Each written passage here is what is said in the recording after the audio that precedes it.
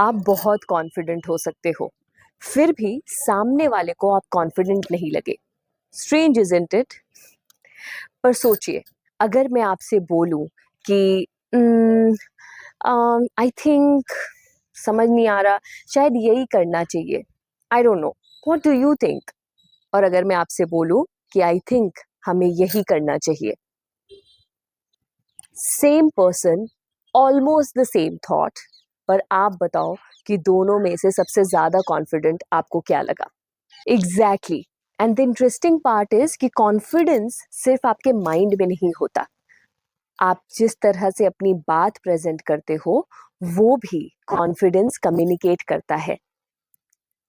और नहीं, इसका मतलब ये बिल्कुल भी नहीं होता कि आपको बहुत लाउडली बात करनी है या फिर आपको फ्लुएंट इंग्लिश बोलनी है या फिर you have to change your entire personality. आज मैं आपको कुछ ऐसे सिंपल स्पीकिंग हैबिट्स बताऊंगी जो इस कॉन्फिडेंस को कम्युनिकेट कर सकते हैं and you can practice every day. Hi everyone, welcome back. अगर आपको कभी भी ये लगा है कि आपके माइंड में तो बहुत क्लियर थॉट्स हैं पर आपको उसे एक्सप्रेस करने में दिक्कत होती है, then this video is for you. क्योंकि कॉन्फिडेंट कम्युनिकेशन का मतलब ये बिल्कुल भी नहीं है कि आप डिफ़िकल्ट टर्म्स और वर्ड्स का यूज़ करो। इसका मतलब बस इतना है कि आपके माइंड में जो थॉट है उतनी ही क्लियरली वो बाहर एक्सप्रेस हो। So let's start with the first one.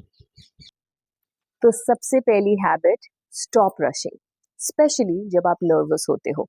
हमारी ये हैबिट होती है कि हम वर्ड्स को एक दूसरे के ऊपर चढ़ा देते हैं। फॉर एग्जाम्पल, एक्चुअली मैं ये कहना चाहती हूँ, बेसिकली मेरे कहने का मतलब ये है, I don't know how to express it properly, और आपको पता भी नहीं चलता कि आप उस कॉन्वर्जेशन में कब अपनी बात जो आपको कहनी है वही भूल जाते हो। So the next time, try this. Don't try speaking continuously. Take a pause. For example, I think I have a suggestion. Pause. I think we should try this. That's it. तो pause का मतलब ये नहीं होता कि आपको answers नहीं पता. Pause actually makes it easier to follow your words. And here's something that you can practice. So try recording yourself for 30 seconds. Speak something, anything that is of your interest, and then record it and then stop. And notice something. क्या आप sentences के बीच में pause लेते हो या आप किसी rush में हो उसे कंप्लीट करने के? So now you know how to take a pause.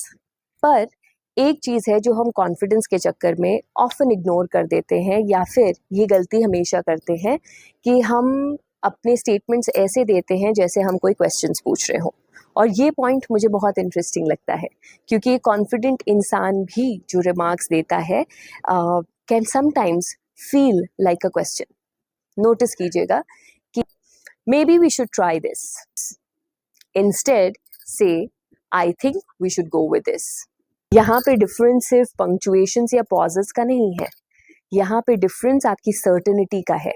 Of course, अगर आप किसी से कुछ ओपिनियन जानना चाहते हो या फिर पर्सपेक्टिव जानना चाहते हो या क्वेश्चन पूछना चाहते हो तो उसमें कोई प्रॉब्लम नहीं है, बट अगर आप अपना ओपिनियन रख रहे हो तो उसे एक क्वेश्चन की तरह प्रेजेंट करने की ज़रूरत नहीं है। So instead of saying that maybe we can do this, try saying I think we can do this. It's a very small change, but it changes how your thought lands. अब आप सोच रहे होंगे कि अगर मैं किसी चीज को लेके अनश्योर हूं तो, and that exactly is my next point. Learn to be uncertain without being insecure. So, confident होना और किसी चीज के बारे में सर्टन होना दोनों सेम चीजें नहीं है। अगर आप किसी चीज को लेके अनश्योर हो या आपको कोई चीज नहीं पता है, देन से it that I don't no. लेकिन यहाँ पे भी एक डिफरेंस है। मुझे एक्चुअली नहीं पता, I think I don't know, versus I am not sure about that, let me check.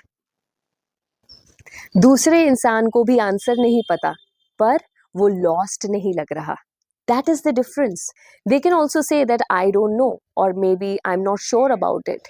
Yeah, maybe let me think about it once.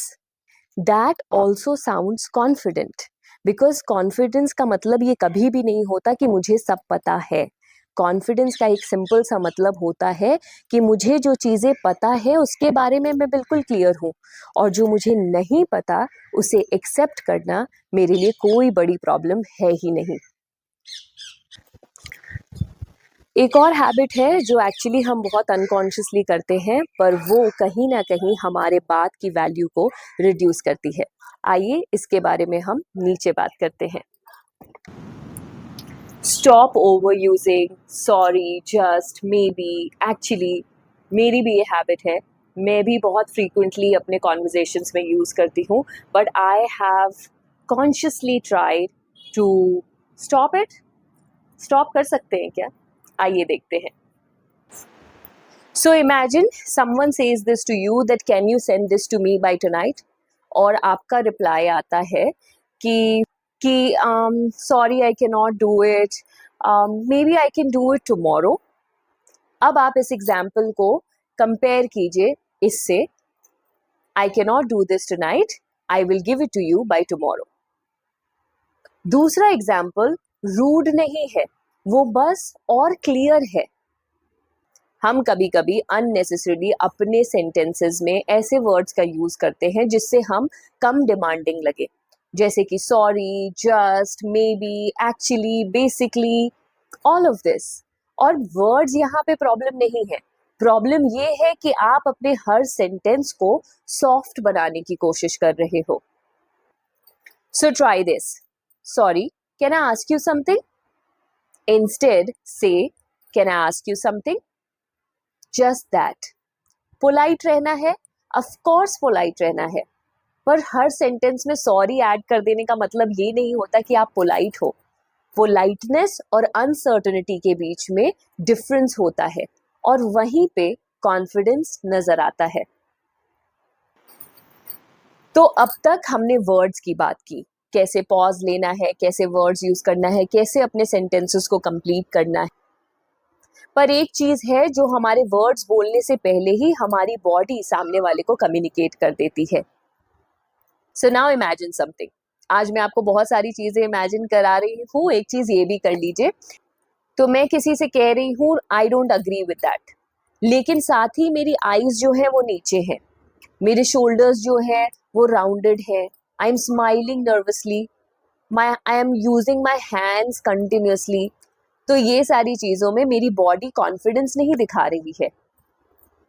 इस सिचुएशन में मेरी बॉडी कुछ और कम्युनिकेट कर रही है और मेरे वर्ड्स कुछ और कम्युनिकेट कर रहे हैं. और इसका मतलब ये बिल्कुल भी नहीं है that you have to stand straight और you have to be very stiff और आप एकदम स्टैचू बन के खड़े होकर अपनी बात बोलो. नहीं. All you have to do is keep your shoulders relaxed, your face relaxed, and the most important thing, आपको अपनी बात बोलते वक्त आई कॉन्टैक्ट मेंटेन रखना है. And the most important thing, look at the person when you are making your point, and don't smile nervously. ये हमारी बहुत अनकॉन्शियस आदत होती है कि हम लोग जब भी किसी भी चीज़ को लेके नर्वस होते हैं या कॉन्फिडेंट नहीं होते हैं या हम चाहते हैं कि हम किसी के सामने रूड ना तो हम एक स्माइल पास कर देते हैं अपने हर सेंटेंस के बाद. पर अगर आप हर सीरियस सेंटेंस के बाद अपनी पॉइंट रखने के बाद स्माइल कर दोगे तो आपके बात की वहाँ पे वैल्यू कम हो जाती है, because your words are saying something else and your body is representing something else. So let your face and your body and your words match all together. लेकिन अब सबसे इम्पॉर्टेंट पॉइंट है, अगर आप ये सारी चीजें कर भी रहे हो लेकिन आप चाहते हो कि हर कॉन्वर्जेशन में आप परफेक्ट साउंड करो, तो आपका कॉन्फिडेंस बिल्ड नहीं होगा. तो ये प्रॉब्लम बहुत अंडररेटेड है, पर आप याद कीजिएगा आपकी लाइफ में भी ऐसा कोई ना कोई पॉइंट आया होगा जब आप किसी से मिलने जा रहे हो और आपको पता है कि वो सामने वाला इंसान बहुत ही इंटेलिजेंट है. आपके माइंड में ऐसा इंप्रेशन है कि वो बहुत इंटेलिजेंट है, बहुत कॉन्फिडेंट इंसान है, तो आप ऑटोमेटिकली उसके सामने कैसा बिहेव करते हो? आप उसके सामने उतना ही इंटेलिजेंट होना प्रेफर करते हो. So what you do is you try using complicated language, difficult words, extra explanation, extra examples, and you're constantly thinking inside that I need to sound smart. But here is the thing. People don't find you always confident because you are using complicated words. People find you confident when you are a clearer person in your approach. Do you get it? Clarity is more impressive than being intelligent in your words. So instead of saying that I think there are several multifaceted aspects of this topic that needs to be considered, just try saying that I think there are certain points that needs to be considered. That's it. Plain, simple, clear. आपको intelligent sound करने की जरूरत नहीं है, आपको बस clearly अपने thoughts को कम्युनिकेट करने की जरूरत. And I think this is where confidence in communication actually starts. So the next point is stop trying to get everybody to agree with what you said. ये थोड़ा uncomfortable है, पर जितनी जल्दी आप सीख जाओ उतना अच्छा आप कम्युनिकेशन कर पाओगे. आप बहुत कॉन्फिडेंटली अपनी बात रख सकते हो, पर जरूरी नहीं कि हर इंसान वहां बैठा हुआ उस बात से अग्री करे. और इसका मतलब ये बिल्कुल भी नहीं है कि आपके कम्युनिकेशन में कोई कमी थी जिसके वजह से वो अग्री नहीं किए. क्योंकि ऑटोमेटिकली हमारे दिमाग में ये थॉट आता है कि अगर सामने वाला हमारी बात से अग्री नहीं कर रहा है तो इसका मतलब सिंपल है, मैंने अपनी बात सही तरीके से नहीं पहुंचाई. पर ऐसा नहीं होता. कई बार सेम बात को आपके सामने दो लोग बैठे हो तो दोनों लोग उस बात को अलग तरीके से लेंगे. They can have a different opinion and different perspective on the same thing that you have said.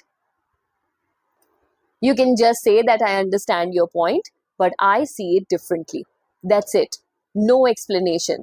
10 घंटे 10 मिनट का explanation नहीं देना, उनको convince नहीं करना है, उनको अपने point से agree नहीं कराना है. Because confidence means that you can hold your opinion without needing everybody to adopt it too. So stop explaining your intelligence, stop explaining your point. Okay. तो अब मैं चाहती हूँ कि आप अगले 7 दिन के लिए एक छोटा सा चैलेंज करो. Just try these 3 things. Slow down, finish your sentence and remove unnecessary softening words. Instead of saying maybe I'm not sure about it but I'll try, just say I think. Instead of saying sorry, can I ask, just say can I ask you something. And instead of just rushing through your explanations, just try to pause. And don't try to become a different person. You don't have to become the loudest person in the room to be more confident. All you are trying to do here is trying to match your voice to the confidence that is already there in your mind. And honestly, confident communication का ये मतलब नहीं होता कि आप एक room में सबसे इम्प्रेसिव इंसान बनो. उसका मतलब होता है कि आपके दिमाग में जो थॉट्स हैं वो आप क्लियरली बोलो. किसी के डिसएग्री करने से आप एंशियस या घबराओ नहीं. अगर आपको नहीं आता है तो आप उस चीज को क्लियरली सबके सामने रखो. You don't have to apologise for having an opinion and you don't have to perform a different personality just to be more confident. Tell me in the comments, आपको कॉन्फिडेंस से बोलने में सबसे ज्यादा किस चीज में प्रॉब्लम होती है? Speaking too fast, finding the right words, nervousness, या फिर सामने वाले के रिएक्शन का fear? And if you are working on becoming more confident, polished and comfortable in the way you present yourself, then please subscribe. Because that's exactly what we are going to keep working on here. Okay guys, bye. I will see you in my next.